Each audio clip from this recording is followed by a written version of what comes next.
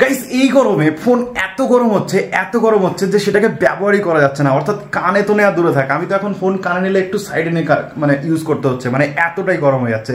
But আজকে এবং এই এত গরম হওয়ার ফলে কিন্তু দুপুরবেলা বা যে কোনো টাইমে কিন্তু আমাদের ফোনগুলো চার্জ হতে অনেক লেট হচ্ছে। আপনি যদি ভালো করে খেয়াল করে দেখেন সেক্ষেত্রে কিন্তু ফোন ইউজ করলেও গরম হচ্ছে, ইভেন ফোন যখন আপনি চার্জে বসাচ্ছেন তখন তো এক্সেসিভ গরম হচ্ছে, যার জন্য কিন্তু আপনার ফোনের যে চার্জিং স্পিড সেটাও কিন্তু অনেক কমে যাচ্ছে।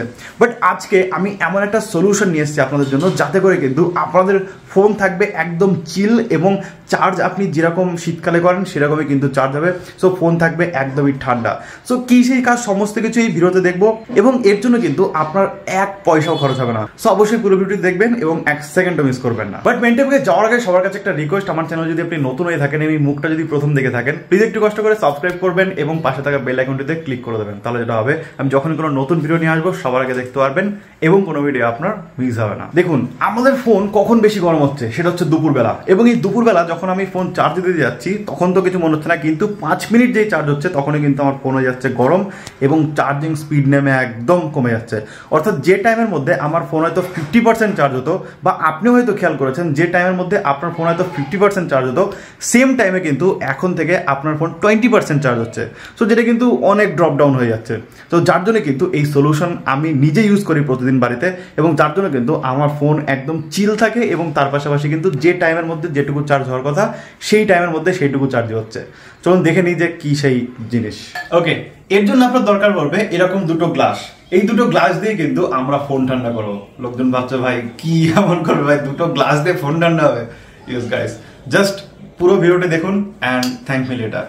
ওকে গাইস, তো যেমনটা দেখছেন এটা হচ্ছে আমাদের ফোন কিন্তু চার্জ হচ্ছে, অ্যান্ড চার্জ হচ্ছে আর বিশাল গরম হচ্ছে। ঠিক আছে, এখন আমার কাছে কোনো থার্মোমিটার নেই যার জন্য আপনাদের দেখাতে পাচ্ছি না, বাট অ্যাকচুয়ালি কিন্তু ফোনটা প্রচন্ড গরম।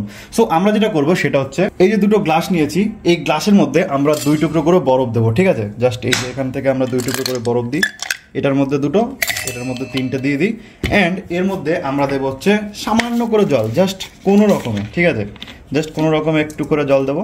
হ্যাঁ ব্যাস এইটুকু করে জল দেবো।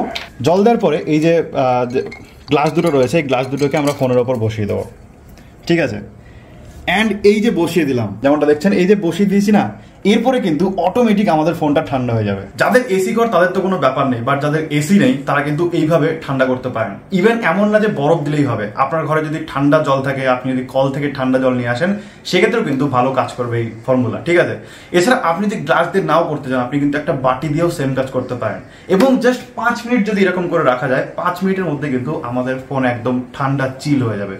এছাড়া আরেকটা পদ্ধতি আছে যেটা কিন্তু আপনি অবলম্বন করতে পারেন, সেটাও আপনাদের দেখাচ্ছি। আপনাদের বাড়িতে যদি এরকম দুধের প্যাকেট থাকে, অথবা যদি জলের পাউচ থাকে, বা আপনি কোনো প্যাকেটে জল বা দুধ রাখতেও পারেন, সো সেইটাকে নিয়ে জাস্ট এরকম করে ফোনের উপর বসিয়ে দেবেন। ঠিক আছে, জাস্ট এরকম করে বসিয়ে আপনি ফোন চার্জ করবেন, তাহলে কিন্তু হয়ে যাবে। জাস্ট এতটাই সিম্পল। এবং অনেকে ভাবছেন যে এটার ফলে আমাদের কোনো রকম ফোনে ক্ষতি হবে কিনা। ক্ষতি তো হবেই না, উল্টে আরো ভালো হয়ে যাবে। তার কারণ হচ্ছে এরকম করে ফোন চার্জ দিলে আমাদের ফোন থাকবে ঠান্ডা। আর আমরা এমন তো না যে -20 ডিগ্রিতে ফোন চার্জ করছি, তাই না? আমরা তো আর ফ্রিজের ভেতরে ঢোকাচ্ছি না।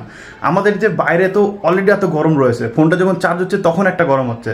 তো সেইখানে আমরা যদি এরকম একটা জিনিস দিয়ে ফোনটাকে হালকা একটু ঠান্ডা করতে দিই, সেক্ষেত্রে কিন্তু ফোনটা অ্যাকচুয়ালি ঠান্ডা হবে, আর ফোনটা কিন্তু খারাপ হবে না, ব্যাটারিটাও ভালো থাকবে। কারণ ফোনটা আপনার ঠান্ডা হচ্ছে ধীরে ধীরে, আর ঠান্ডা হচ্ছে বাইরে গরম আছে তার জন্য গরম হয়ে যাচ্ছে। তো যার জন্য কিন্তু ফোনের টেম্পারেচার মাইনাসে পৌঁছাবে না। ঠিক আছে, একটু ঠান্ডা জল দিলে ফোনের টেম্পারেচার কিন্তু মাইনাসে যাবে না। সো একটা লিমিটেড টেম্পারেচারে থাকবে, এবং লিমিটেড টেম্পারেচার থাকলে কিন্তু আপনার ফোনটা দারুণভাবে চার্জ হবে, যেরকম আপনি শীতকালে চার্জ করেন, এবং যতটা দ্রুত চার্জ করেন ততই কিন্তু দ্রুত চার্জ হবে, কোনো রকম সমস্যা ছাড়াই। সো এই হচ্ছে মোটামুটি আজকের ভিডিও। আশা করি ভিডিও আপনাদের ভালো লেগেছে। ভালো লাগে অবশ্যই একটা লাইক করবেন, শেয়ার করে দেবেন আপনার বন্ধুদের সাথে, যাতে বিষয়গুলো জানতে পারে, শিখতে পারে। আর হ্যাঁ, নতুন হয়ে থাকলে সাবস্ক্রাইব করতে ভুলবেন না এই ধরনের ভিডিও আরও পাওয়ার জন্য। থ্যাংক ইউ সো মাচ পুরো দেখার জন্য। দেখা হবে নেক্সট ভিডিওতে। টাটা।